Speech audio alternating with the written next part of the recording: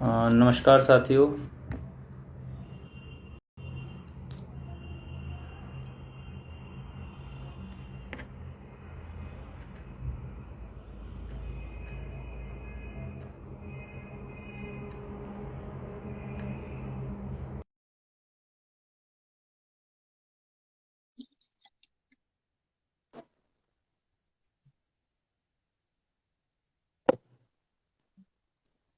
Good evening sir.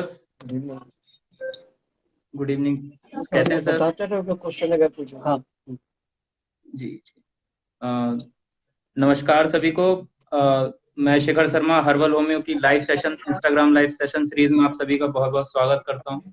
आज हमारे साथ बहुत ही ग्रेट पर्सनैलिटी जिनको परिचय की कोई ज़रूरत नहीं, doctor L M Khan sir हमारे साथ हैं। तो एक मैं छोटा सा सर का ब्रीफ इंट्रोडक्शन दे देता हूं। तो आज हमारे साथ जुड़े हुए हैं doctor L M Khan sir, जिन्होंने DMS under council of homoeopathic system medicine West Bengal 1976 से पास आउट किया था। एंड सर ने BHMS 1985 under the Bihar University किया है एंड 1997 ही awarded the MD from Jaipur University. Sir ने doctor great late doctor Gyan Majumdar sir, doctor J N Kanjilal sir, doctor B N Chakraborty sir के साथ काम किया है, सीखा है। आज सर हमारे साथ जुड़ेंगे sir. Director incharge, ex director incharge NIH रह चुके हैं। Organon of material medical department के एचओडी रह चुके हैं एनआईएच में। तो सर मैं आपका बहुत बहुत स्वागत करता हूँ। Thank you. सर आवाज आ रही है? आवाज आ रही है। जी जी। तो सर बहुत से सवाल थे काफी लोगों के। तो सबसे पहला एक सवाल है कि आपका जो एक्सपीरियंस है एक्यूट केसेस में डोजेज एंड फ्रिक्वेंसी को लेके, तो आपका क्या एक्सपीरियंस रहा है अभी तक? एक्यूट केसेस एकदम फुल्ली एक्यूट प्रैक्टिस मेरी कभी नहीं रही। जी हम हमेशा क्रोनिक डिजीजेस के केसेस देखते रहे और कॉन्स्टिट्यूशनल प्रिस्क्राइबिंग करते रहे। लेकिन इन मीन टाइम जो हमारे जो पेशेंट हैं उनके अपने एक्यूट डिस्टर्बेंस होते थे, एक्यूट एपिसोड्स आते थे, एक्यूट प्रॉब्लम होते थे। वैसे में मुझको एक्यूट केसेस देखने का मौका मिला है और जी बिल्कुल सिर्फ एक्यूट हम बिल्कुल कभी नहीं देखे। Since my duration of practice after passing Calcutta Homeopathic Medical College DMS, I got attachment with Dr. Munnar Sahab. So my name is going to be attached with the assistant of Dr. Gyan Majumdar. Later on, Dr. B.N. Chakravarti and Kanjilal Sahab. सबके साथ वही chronic prescribing का मसला रहा, जो मैं बिल्कुल अलग से कोई भी नहीं प्रैक्टिस कर सका एक्यूट। लेकिन जी एक्यूट में हमारे बहुत सारे ऐसे केसेस बहुत अच्छे रिजल्ट हुए, बहुत मैजिकल रिजल्ट। जैसे एक दफा हमारे क्लिनिक में एक पेशेंट आया था, पुराना पेशेंट था लेकिन आ गया। मैं भोर का टाइम था, मेरा क्लिनिक खुला भी अब नहीं था। तो बहुत शोर और हंगामा मचा रहे थे। 4-5 आदमी उसको पकड़ के थे और हर चिल्लाने में एक ही बात कहता था, अब हम मर जाएंगे, बचा दो, डॉक्टर को बुलाओ, बचा दो। भीड़ लग गई थी। तो हम गए देखा ऐसे हालत में, तो वो क्योंकि बचा दो, अब हम मर जाएंगे, यही एक मेन इंडिकेशन था। तो मैंने एक नाइट किया और इतनी ऐसा भयंकर वो जो माहौल बना हुआ था उसमें मैंने ये समझ लो कि 15 से 10 मिनट के अंदर वो काम डाउन हो। ठीक इसी तरह एक बहुत सीवियर डिस्मेनोरिया का केस था। उसको उसने मैंने हमेशा जब भी उसका पीरियड आता था एक तूफान मच जाता था। तो हमको जो इंडिकेशन ये मिला कि पेशेंट के यहाँ फोरहेड में पूल स्वेट रहता था। एक बार मुझको उनके घर जाने का मौका मिला, देखने का भी मौका मिला। तो इस वक्त मैंने यही कहा था कि एक्यूट केसेस जो होते हैं उनको बहुत माइन्यूट ऑब्जर्वेशन की जरूरत पड़ती है, और एकदम बिल्कुल सामने देखकर एक एक चीज अंग अंग में और मोडालिटी के साथ, सिम्टम विथ मोडालिटी के साथ, ये स्ट्रॉन्ग कॉन्कोमिटेंट था। एक्यूट केसेस में हम क्या देखते हैं, कहाँ लोकलाइज हो गया, और कुछ नहीं, लोकेशन ही एक ऐसा इंपॉर्टेंट इंडिकेशन होता है और कुछ नहीं। उसमें मैंने कुछ किया, उसके बाद सेंसेशनिक फीलिंग होती है, तीसरे में मुझको वो मोडालिटी पड़ता किससे कम, और कॉन्कोमिटेंट। ये चार ही एंगल में हम एक्यूट केसेस में स्टडी करते हैं। तो ये फोरहेड में जो कोल्ड स्वेट मिला, इस बेसिस के ऊपर मैंने उसको वेरेक्टम एल्बम दिया 200। ये मैंने अपने गुरु से भी देखा था, तो एक बार मुझको भी देखने का मौका मिला, तो कंफर्म हो गई बात।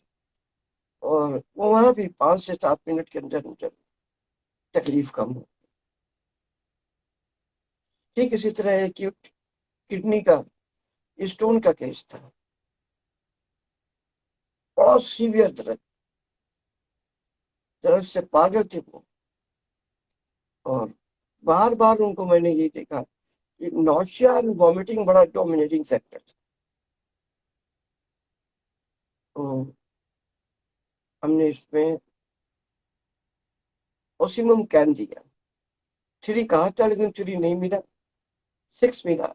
उसमें भी 2-4 मिनट के अंदर इन पेशेंट काम एंड क्वाइटेंस हो गया। तो हमारे लाइफ में बहुत सारे ऐसे केसेस हैं जो एक्यूट प्रिस्क्राइबिंग के ऊपर बहुत लाजवाब रिजल्ट हुआ है। लेकिन एक एक्सक्लूसिवली सिर्फ एक्यूट हमने कभी बिल्कुल नहीं प्रैक्टिस किया है। शुरू से कॉन्स्टिट्यूशनल एंटीमास्मेटिक क्रॉनिक डिजीज के ही केसेस। Okay sir. सर एक क्वेश्चन और आता है कि काफी लोगों के दिमाग में कि जो ऑर्गेनन ऑफ मेडिसिन है इसका होम्योपैथिक प्रिस्क्राइबिंग में क्या इंपॉर्टेंस है, क्या रोल अदा करती है ऑर्गेनन ऑफ मेडिसिन? अभी मैंने जो आपके साथ जितने एक्यूट केसेस के केस बोले, उसमें जो इंडिकेशन दिया है मैंने, ये इंडिकेशन का बेसिस ही ऑर्गेनन है। ऑर्गेनन में एक अफरोजम है 153, जिसमें हनीमैन ये बताना चाहता है कि आपको प्रिस्क्राइबिंग के लिए 4 तरह के सिम्टम चाहिए। एक more striking, singular, uncommon, singular, peculiar. ये 4 तरह के सिम्टम आपको नोट कर ले, और इन चारों तरह के सिम्टम के बेसिस के ऊपर आप प्रिस्क्राइब कर सकते हैं, और that prescribing is justified prescribe. और ऑर्गेनन में बहुत सारे ऐसे जगह है, इस हर अंग अंग ऑर्गेनन का अगर आप बहुत अच्छे से स्टडी करके आप प्रिस्क्रिप्शन करना चाहें, तो ऑर्गेनन के में कहीं बोलता है कि यहाँ प्रिस्क्राइबिंग मत करो, यहाँ प्रिस्क्राइबिंग करना ही पड़ेगा, यहाँ स्मॉल डोज दो, यहाँ लार्ज डोज ही देना पड़ेगा, यहाँ टोटलिटी ऑफ सिम्टम से बात करना है, और यहाँ स्पेसिफिक देना पड़ेगा। ये बहुत सारे ऐसे सजेशन है जो आपको ऑर्गेनिक के सिवा किसी दूसरी किताब में नहीं मिले। शुरू के भी जितने अफरोजम है, जैसे कि 7 का फुटनोट है, उसमें बहुत एक हनीमैन एक बहुत वाइज फिजिशियन की तरह अपने वास्ट तजुर्बे के साथ वो बताता है कि ऐसे ऐसे केसेस में आप मत दो, हटा दो। मैंने मैनेजमेंट की बात कहता है खासतौर से 7 का फुटनोट और 67 का फुटनोट, जिसके अंदर कहता है कि most acute urgent cases homeopathic देने की जरूरत नहीं पड़ेगी, वहां एंटीपैथी करो। तो इतना wise and open minded physician जो कहता है कि ये सिचुएशन ऐसी है जिसके अंदर आप प्रिस्क्राइबिंग कर सकते हो, सिर्फ एंटीपैथी दे सकते हो, मैनेज कर सकते हो, प्रिस्क्राइबिंग नहीं। कोई भी अच्छा फिजिशियन जो अपने सिस्टम का इन्वेंटर है, वो अपने सिस्टम को बोलेगा मत प्रैक्टिस करो। ये वाइस हनीमैन का काम। तो जी हम प्रॉब्लम क्या है, जो लोग अभी पढ़ाते हैं ना और कैनन के बारे में जी खुद बिल्कुल नहीं जानते हैं, वो उनकी कोशिश होती है कि आने वाली नस्ल को भी उनसे बिल्कुल अंधा बना के रखें। लेकिन बिना ऑर्गेनन की अच्छी प्रिस्क्राइबिंग फॉलो अप जो असल होता है वो आप कर नहीं पाएंगे। अंग अंग में प्रिस्क्राइबिंग है। आप किसी अफरोजिंग के बारे में पूछिएगा, कहीं कहीं वो फिलोसफी की बात करते हैं, सजेशन की बात करते हैं, मैनेजमेंट की बात करते हैं, लेकिन प्रिस्क्राइबिंग के बारे में जवाब नहीं। आप उसके जी क्रॉनिक प्रिस्क्राइबिंग के केस में मैं आपको एक एग्जांपल बताऊं। जिस जमाने में हनीमैन और आज के जमाने में भी मलेरिया बहुत बुरी तरह फैला, बुरी तरह।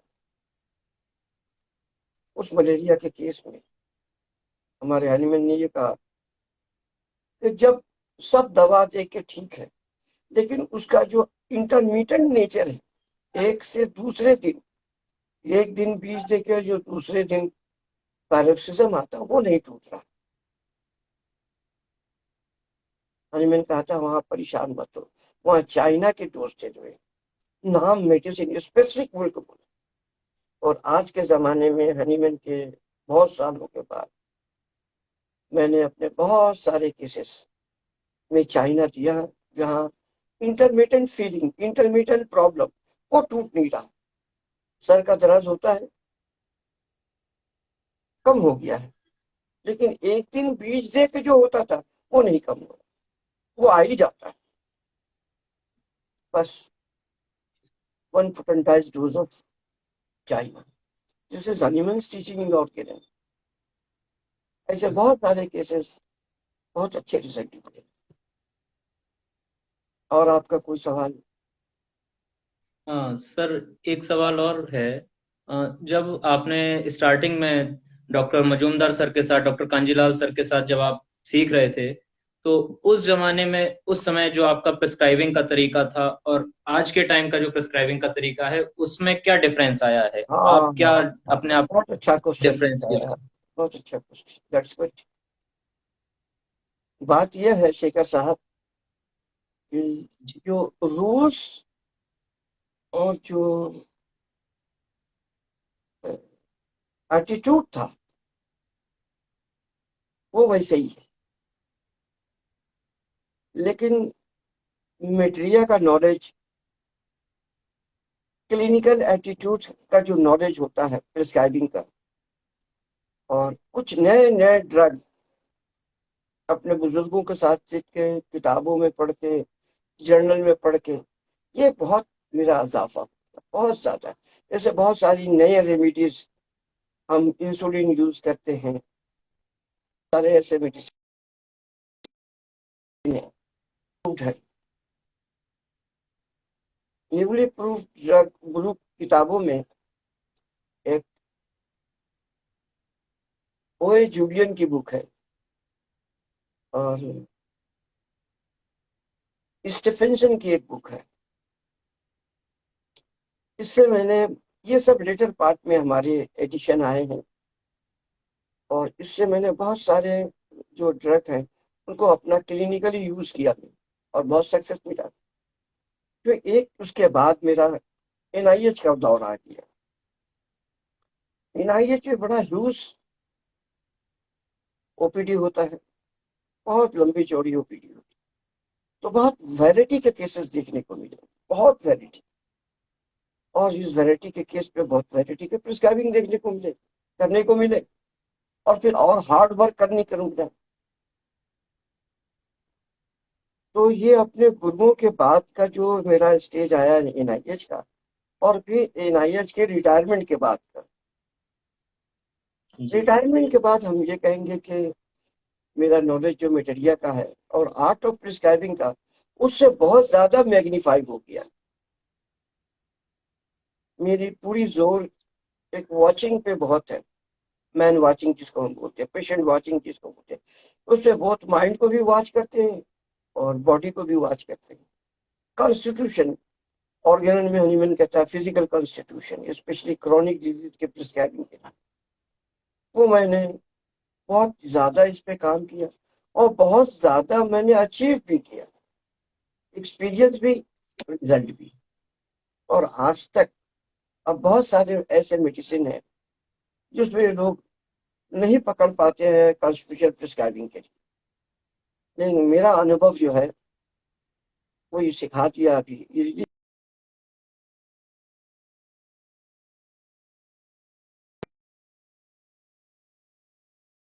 क्लिनिक में होता है और बड़े अच्छे अच्छे रिजल्ट आते हैं, स्पेशली फिलोसफी को बेस करके। भी थोड़े दिन पहले हमने एक केस पोस्ट किया था।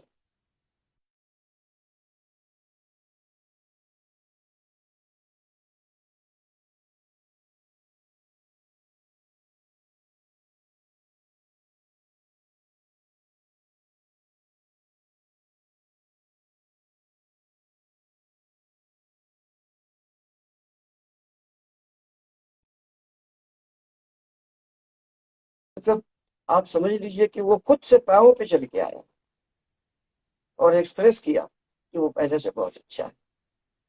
तो ये प्रिस्क्राइबिंग जो मैंने मेंटल बेस पर किया है फिजिकल डिजीज में, जी ये फिलॉसफी है प्रिस्क्राइबिंग का, एक आर्ट है प्रिस्क्राइबिंग का। ऐसे बहुत सारे आर्ट अभी लेटर लाइफ में मेरे डेवलप हुए हैं, उससे बड़े अच्छे रिजल्ट हो रहे हैं। सर, एक सवाल और था कि जैसे हम बात करते हैं टोटलिटी ऑफ सिम्टम्स की, कि अगर हम कोई प्रिस्क्रिप्शन करें उससे पहले हम टोटलिटी ऑफ सिम्टम्स बनाएं, उसके बाद हम प्रिस्क्राइब करें। क्या हम कभी सिंगल सिम्टम्स पे क्या प्रिस्क्रिप्शन कर सकते हैं सर? वाह, इसके बारे में आपका क्या आपके विचार है? क्वेश्चन तो बहुत लाजवाब क्वेश्चन है। देखिए क्या है, मैं एक मिसाल दूं, मोटी बात हो। जी ये जो पेड़ होता है ना, पेड़, गाछ, हाँ जी जितना मोटा ट्री होगा उसको अगर काटोगे तो उस पर आराम से बैठ भी सकोगे और सो भी सकोगे, गिरोगे नहीं। और जी सर। कितना पतला दुबला अगर वो हुआ, अगर उस पर बैठोगे तो गिर जाने का खतरा है। सो बिल्कुल। कोई भी चेयर पे अगर बैठते हो तो उसके 4 खंभे होते हैं या 3 कम से कम, तो आप बैठ सकते हो। अदरवाइज जी दो में, स्कूटर में बहुत ज्यादा अपने से एक्सीडेंट होता है कि 2 पहिए वाली, 4 पहिए वाली जो बस उसमें नहीं होता है। ये सिंगल सिम्टम को जो लोगों को सिंगल नजर आता है, उनकी आंख की अपनी कमजोरी है या सोच की अपनी कमजोरी है, तो उनको सिंगल नजर आता है। हर सिंगल के आसपास बहुत सारी चीजें जुड़ी होती है। फिर मैं एक मिसाल दूं, जैसे कि आप और हम हैं, सिंगल है, लेकिन हम अपने माँ बाप से जुड़े हैं या नहीं? अपने बिल्कुल माँ सर। बाप से अलग हो सकेंगे? नहीं। अपने भाई बहनों से अलग हो सकेंगे? अपने जी नहीं। रिश्तेदारों से अलग हो सकेंगे? अपने दोस्त जी लोगों से अलग हो सकेंगे? सब हमारे आसपास है।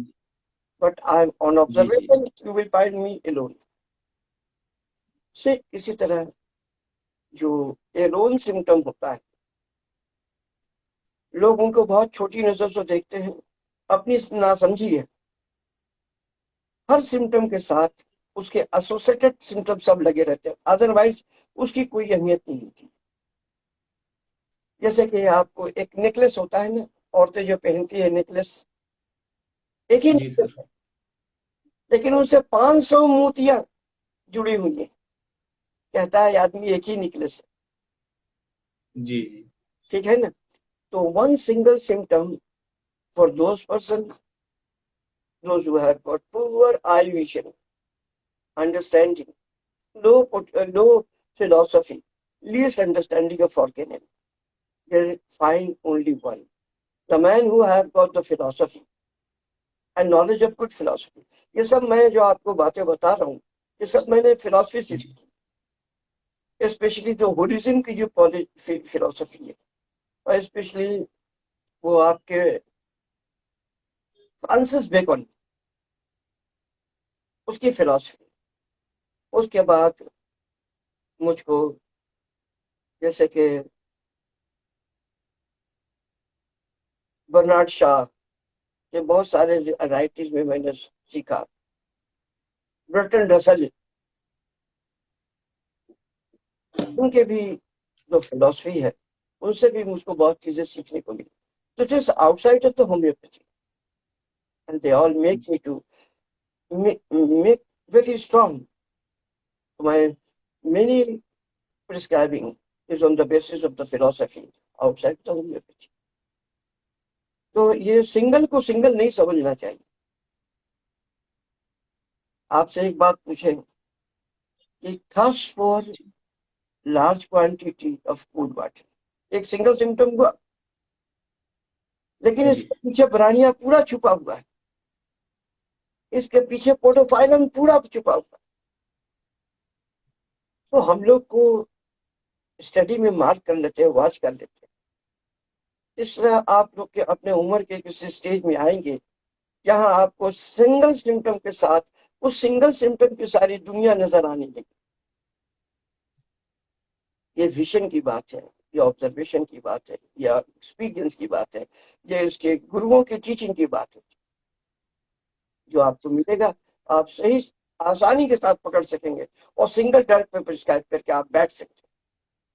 हम कभी कभी सिंगल पे दिखलाते हैं, जब ये लोग को देखते हैं थोड़ा कंफ्यूज मूड है, तो फिर उस सिंगल के पीछे क्या क्या है वो खोल के दिखलाते हैं। तो सिंगल को सिंगल नहीं समझना चाहिए। हर सिंगल के पीछे एक पूरी दास्तान है, एक कहानी है, एक दुनिया है, चीजें इंटरलिंक्ड हैं एक दूसरे से। आपके पीछे आपकी दुनिया जी। बोलिए। तो सर ये जो करेक्टरिस्टिक सिम्टम्स होते हैं इनको हम किस प्रकार से समझेंगे सर? ओहो, कैरेक्टरिस्टिक के सिम्टम हम लोग उसी को कहते हैं जो किसी को कैरेक्टराइज करते हैं। बस आप तो सर ये मुझको डिफरेंशिएट करते, जी मेरे पहचान को बाहर निकाल दे। एक एग्जांपल देते हैं, आपने चर्चिल का नाम सुना होगा, ब्रिटिश प्राइम मिनिस्टर थे। जी तो ब्रिटिश प्राइम मिनिस्टर के साथ बहुत मोटे आदमी थे, मुंह गोल गप्पा, और हमेशा मुंह में एक सिगार रखता था, मोटा सिगार। ये करेक्टर, ये देखते ही बोल देता चलो कि ये विंस चर्चिल है। हमारे एक्स प्राइम मिनिस्टर रह चुके हैं जवाहरलाल नेहरू, चूड़ीदार पैजामा, शेरवानी, यहाँ एक लाल गुलाब, दुपल्ली टोटी, is equal to Jawaharlal Nehru. Characteristic, हम लोगों को कैरेक्टरिस्टिक ढूंढना नहीं पड़ता, कैरेक्टरिस्टिक खुद बाहर निकल आता है। जैसे कि मैंने दो एग्जांपल अभी, जैसे कि आप ये ले लीजिए मोदी जी को, चूड़ीदार पैजामा, शानदार नफीस कुर्ता रहेगा उनका, भारी भरकम जिस्म, दाढ़ी, और एक सफेद बालों का जूता यहाँ से, is equal to Modi ji. Yes sir. तो ये कुछ कैरेक्टरिस्टिक आदमी के इतने फिक्स हो जाते हैं। अब उसी इनको ये सब जिन लोगों का नाम नहीं लिया, उनको स्विमिंग पूल में अगर आपको नहाते हुए दिखाया जाएगा तो आप शॉक हो जाएंगे, अरे ये तो नेहरू जी नहीं हो सकते। नेहरू जी को मानने के लिए, मोदी जी को मानने के लिए, उनका टिपिकल कैरेक्टरिस्टिक, विंस चर्चिल को मानने के लिए एक टिपिकल कैरेक्टरिस्टिक, बांग्लादेश के जो जी बहुत बड़े लीडर थे मुजीबुर रहमान, उनका मोचों का स्टाइल बाल यहीं से एकदम नीचे की तरफ, वो एक अंदाज था, फैरी अंदाज। इस तरह के जितने लोग हैं उन सबों के साथ उनका अपना एक कैरेक्टरिस्टिक है। उसके बोलते हैं इसको इंफरादियत, इंडिविजुअल फैक्टर। ये आदमी, अब नेहरू को हम लोगों ने कभी नहीं देखा कि इतना मोटा चुर सिगार पीते थे। क्या मोदी जी को भी नहीं देखा हम लोगों ने? मोदी जी को कभी गुलाब का फूल लगाते नहीं देखा मैंने यार। तो हर कैरेक्टरिस्टिक एक दूसरे को जुदा कर जाता है। ठीक इसी तरह हमारे मिट्रिया मिटिका में जो मेडिसिन है, सबों का अपना एक कैरेक्टरिस्टिक, वो एक दूसरे से जुदा कर देता है। और यही कैरेक्टरिस्टिक जब हम लोग को पेशेंट में मिलता है तो वो मेडिसिन हम लोग दे देते हैं। और कैरेक्टरिस्टिक हर मटेरिया मेडिका में बहुत ज्यादा यूजफुल, ट्रायल, ट्रस्टेड, ये एलेंस की नोट में मिलता है। इसलिए उसका हर सिम्टम अपनी जगह अपनी हैसियत रखता है। ये कैरेक्टरिस्टिक का इंपॉर्टेंस होता है।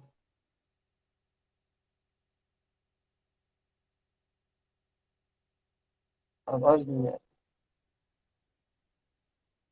आवाज नहीं आ रही है।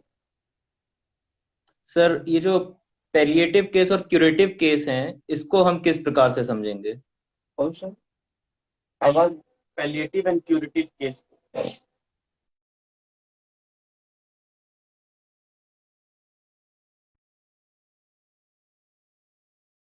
उस वक्त डॉक्टरों का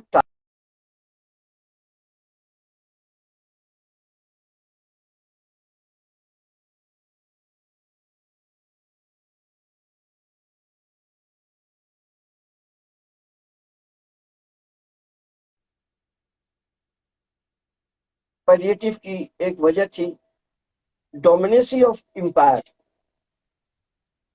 जैसे ये क्लैडियस गैलन था, तो उसके सर पर एक बादशाह बैठा रहता था, तो उसको इलाज के लिए वही काम करना था जिससे बादशाह खुश हो जाए। तो ऐसे खुश करने वाले प्रिस्क्राइबिंग जो होते हैं वो पैलिएटिव होते हैं। लेकिन जो नॉन पैलिएटिव होते हैं, क्यूरेटिव, उसके लिए हम लोगों को बहुत जद्दोजहद करनी पड़ती, स्ट्रगल करना पड़ता है। और सब सिम्टम को कंसीडर करके, होम्योपैथिक फिलॉसफी को मेंटेन करके तब हम लोग को प्रैक्टिस करनी पड़ती। इसलिए हनीमैन ने अपने पहले अफरोजम में ये वार्न कर दिया तो देखो, तुम्हारा काम है as a physician curative practice करनी। इसका मतलब नहीं है कि पैलिएटिव करे, नहीं तो 67 के फुट में वो क्यों कहता है मोस्ट अर्जेंट केसेस आप ऐसा ऐसा। तो कैरेक्टरिस्टिक जितना स्ट्रॉन्ग मिलेगा आपको, आपको उसमें पोटेंसी सोचनी पड़ेगी, रिपीटेशन सोचना पड़ेगा, जिससे आप पेशेंट को क्यूरेटिव स्टेज में ले जाते हो।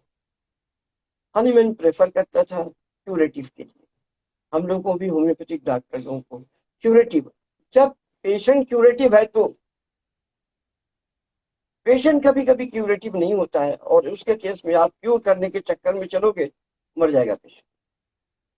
तो some patient needs only palliation, most of the patient needs curative. जिसके ओल्ड एज है, एडवांस पैथोलॉजी है, उसमें ज्यादा छेड़छाड़ नहीं करना चाहिए। प्रैक्टिस का एक है, अच्छा से थोड़ा बहुत जितना दिन जी सके अच्छे से जिंदगी गुजार। उसके लिए हमको हाई पोटेंसी ये वो ऐसा वैसा नहीं देना चाहिए। ये सब ऐसा फैक्टर है जिसको एज ए फिजिशियन हम लोग को नजर रखना पड़ता है। वेरिएशन का भी एक मुकाम है, एक स्टेज है, एक प्रिस्क्राइबिंग का आर्ट है। वेरिएशन में भी सिमिलिया सिमिलिबस कोरिलेंटर लगता है अगर होम्योपैथिक डॉक्टर है। और वेरिएशन, ये याद रखने की बात है, जिस तरह आदमी को खाने में चंद चीजों को जरूरत होती है, कभी कभी जंक फूड भी खाता है, तो स्टेज की जरूरत है, समझने की जरूरत है। तो हम लोग कभी हर वक्त जिंदगी में उसको जंक फूड थोड़ी देते, उनका मता बदलने के लिए हो गया हो। ठीक है, इसी तरह पैलिएशन बहुत मजबूरी की हालत में, और मजबूरी की हालत में मुझे एडवांस पहचाननी चाहिए होता है, एडवांस एज हो जब हो जाता है, जी। तो ऐसे केसेस में थोड़ी हम लोगों को पैलिएटिव को दिमाग में रखना चाहिए।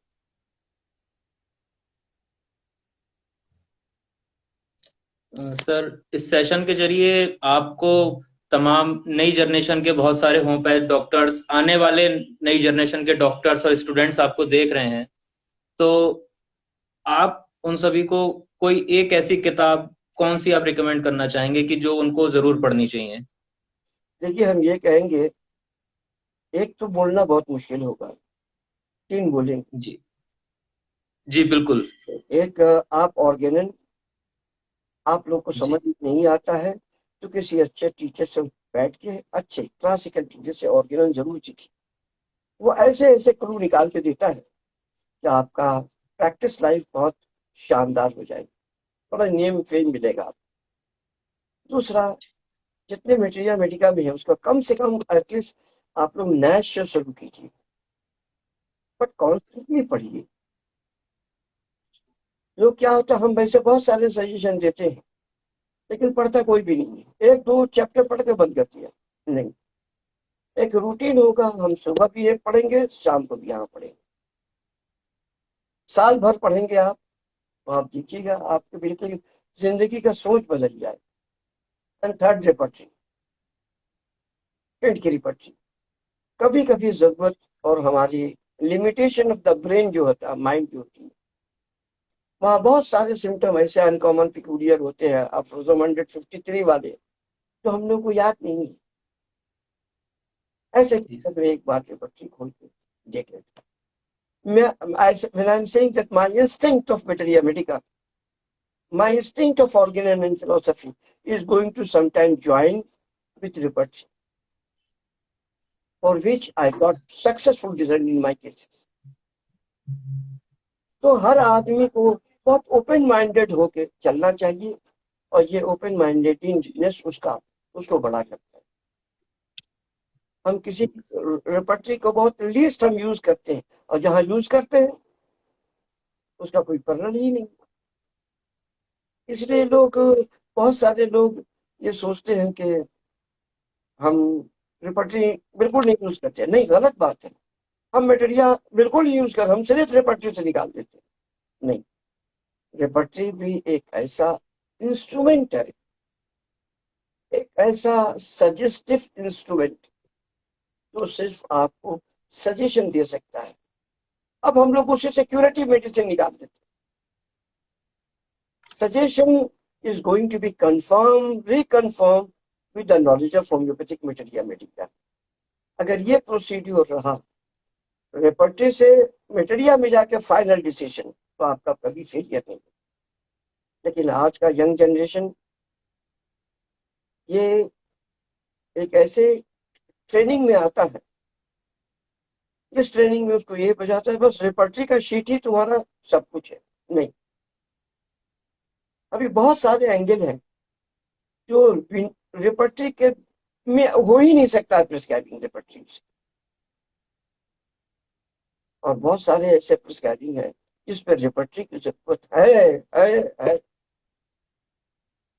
तो अपने इक्विपमेंट, जो जरूरत पे जिस चीज की जरूरत जब होती है, खाने में जबकि नमक की जरूरत होती है तो नमक डालते हैं ना,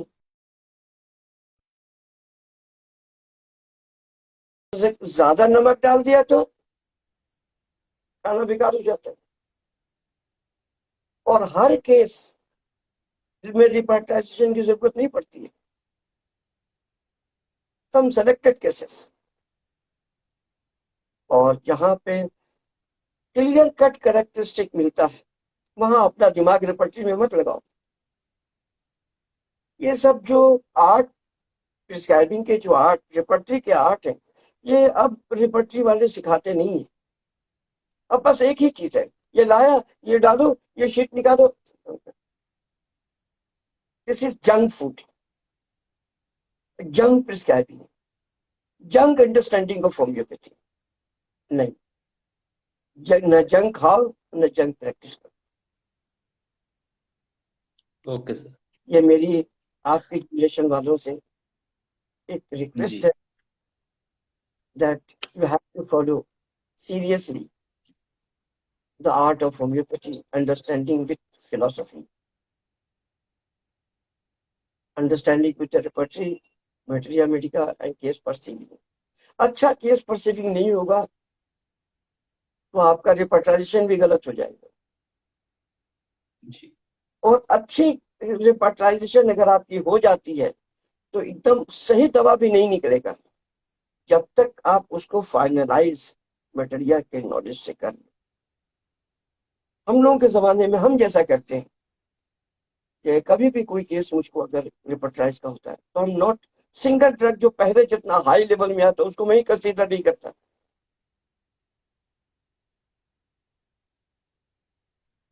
ये कोई आपका कोई क्वेश्चन कर रहा है, इसको भी नोट कर लीजिए, नहीं होगा तो बाद में हम भूल जाएंगे। जो बाहर से क्वेश्चन आते हैं ना तो नोट कर लीजिए। जी खैर, तो जी हम ये बोल रहे थे कि कभी कभी केसेस में हम कंसीडर करते हैं 1 से 3, कभी कभी 3 से 5,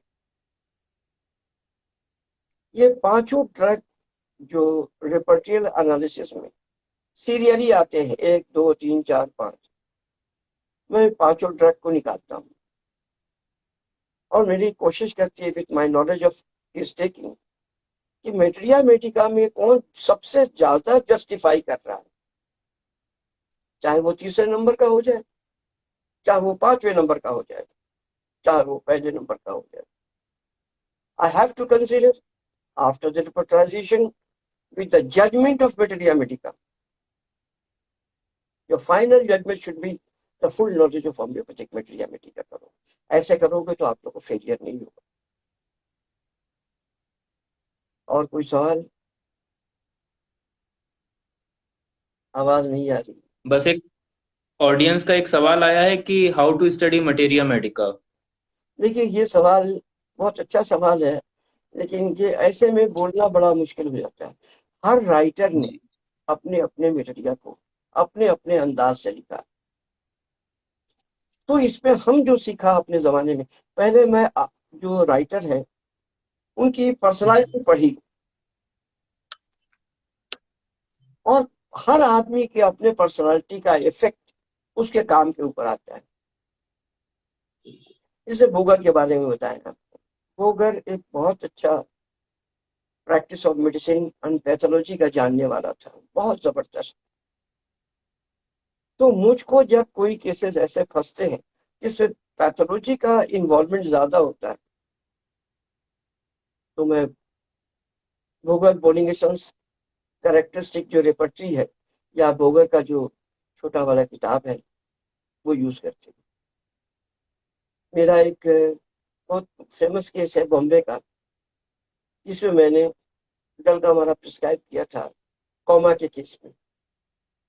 जब मैंने पूरी केस ले ली, मेरा पहला काम यही हुआ कि चूंकि पैथोलॉजी का इन्वॉल्वमेंट है, कॉमा है और इतने दिनों की सफरिंग है, 21 दिन के कॉमा में था वो, तो मैंने कहा कि भाई हमको एक तरफ बोगर कोनिगेशन की रेपर्टरी दिलवाओ उनको, तब हम डिसाइड कर सकते हैं।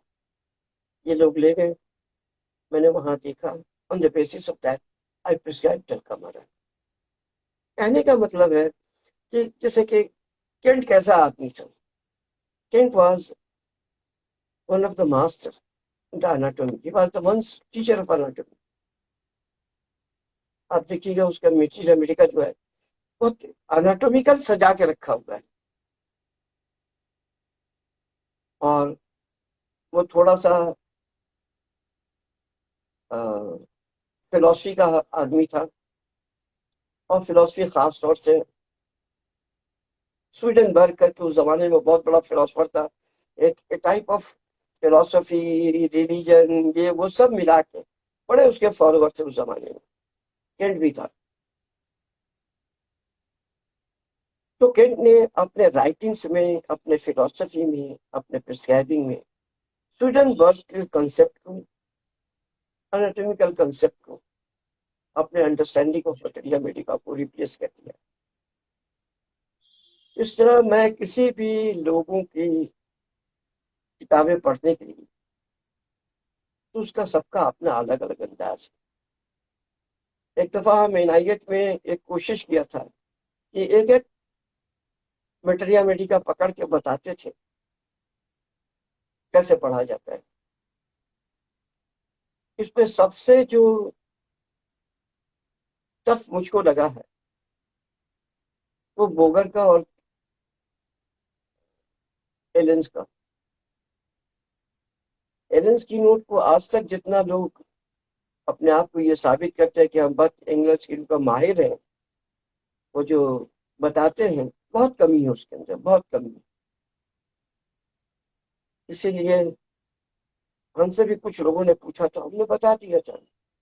लेकिन बात ये नहीं है कि जैसे इंटरव्यू में जैसे आपसे पूछा अभी, हम उसमें किताब आप भी लेके बैठिए, हम भी लेके बैठिए, एक एक पेज करके हम आपको बताएंगे, एक एक एंगल, जी बिल्कुल। तब वो आपको पूरी तरह उस टीचिंग का, किताब का बहुत अच्छी तरह समझ में आएगा। बिल्कुल। इसलिए हम आज तो तक अपने वेबिनार में भी थोड़ा बोल के छोड़ देते हैं, क्योंकि वेबिनार में भी आदमी सामने बैठ के नहीं है ना। अब ये लोग बोलते हैं जी कि कभी ऐसा प्रोग्राम कीजिए कि लोग आपके पास आएंगे, साथ बैठेंगे, तो हाँ, उस वक्त ऐसा होगा तो जो मटेरियल जैसा कहेंगे हम जरूर बता देंगे। ठीक इसी तरह रेपर्टरी का भी मसला है। रेपर्टरी भी ऐसे नहीं हो सकता है।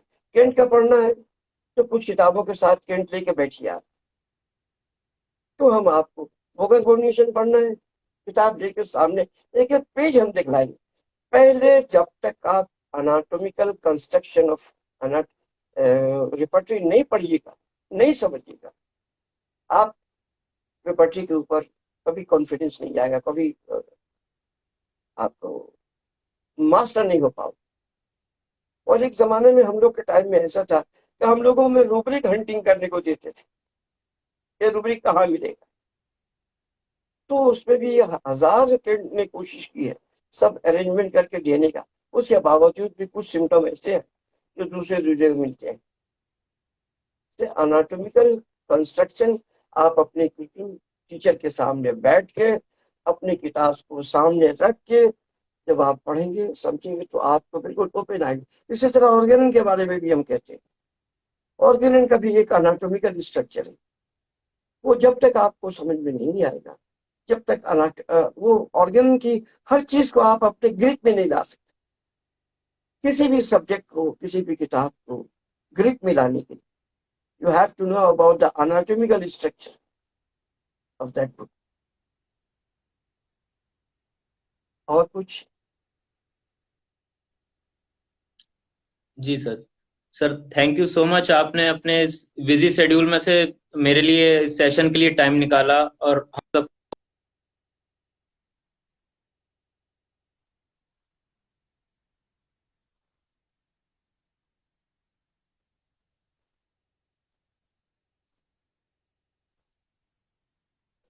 कोऑर्डिनेट करके आपका सेशन अरेंज कराया। थैंक यू, आपको भी बहुत बहुत धन्यवाद sir.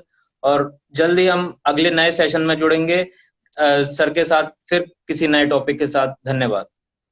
Thank you to you, your audience जी who are listening me, जी and I hope after listening path, choose a path, a right path जी sir. to follow and get success in the homeopathic system of medicine। Thank you। Thank you so much sir. Okay, sir।